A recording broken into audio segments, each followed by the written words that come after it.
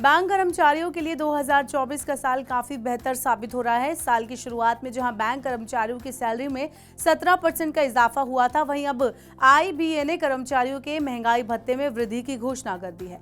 IBA ने महंगाई भत्ते को लेकर 15.97% रेट तय कर दिया है। इसी आधार पर महंगाई भत्ता मई, जून और जुलाई 2024 के लिए प्रभावी होगा।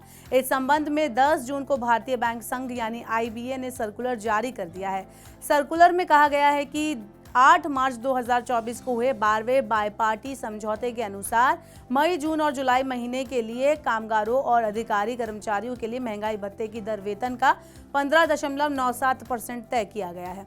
बढ़ोतरी के हिसाब से अगर हम देखें तो मई, जून और जुलाई 2024 के लिए महंगाई भत्ते में 0.24 अंकों की बढ़ोतरी की गई है। अब डीए में बढ़ोतरी के पीछे का तर्क भी समझ लेते हैं। महंगाई भत्ते में हुई ताज़ा बढ़ोतरी के बारे में आईबीए ने कहा कि मार्च 2024 को समाप्त तिमाही के लिए औद्योगिक श्रमिकों के लिए ऑल इंडिया कंज्यूमर इंडेक्स जनवरी 2024 में 138.9, फरवरी 2024 में 139.2 और मार्च 2024 में 138.9 रहा था। इसी आधार पर महंगाई भत्ते की दर तय की गई है। वहीं खर्च की अगर हम बात करें तो इस डीए वृद्धि की वजह से सरकारी बैंकों पर लगभग 8,284 करोड़ रुपए का अतिरिक्त बोझ बढ़ेगा।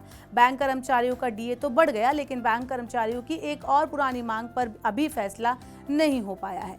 इसका मतलब यह है कि अभी सप्ताह में 2 दिन वीक ऑफ नहीं लागू होगा, क्योंकि आईबी और बैंक कर्मचारियों के संगठन की सहमति के बावजूद वित्त मंत्रालय से इसकी मंजूरी नहीं मिली है। ऐसे में पुरानी अवकाश व्यवस्था यानी कि पुरानी लीव जो प्रोसेस है उसी को ही चालू रखा जाएगा।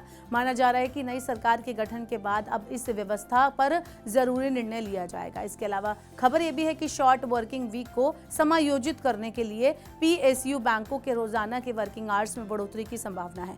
वर्तमान में बैंक कर्मचारी सुबह 9:45 से लेकर शाम 5:30 बजे तक काम करते हैं। ये बदलाव सुनिश्चित करता है कि वर्किंग डेज की संख्या कम करने से ग्राहक सेवा के समय पर प्रतिकूल प्रभाव ना पड़े। ये तो ही बैंक कर्मचारियों की बात, लेकिन केंद्रीय कर्मचारियों को साल की दूसरी छमाही के डीए का इंतजार है। अभी केंद्रीय कर्मचारियों का डीए 50% है। आने वाली छमाही के लिए 4% की बढ़ोतरी की उम्मीद है। ऐसे में यह भी अनुमान है कि कर्मचारियों का डीए 54% हो सकता है। ऐसे और वीडियोस के लिए देखते रहिए मनी 9 और सब्सक्राइब करें मनी 9 का यूट्यूब चैनल।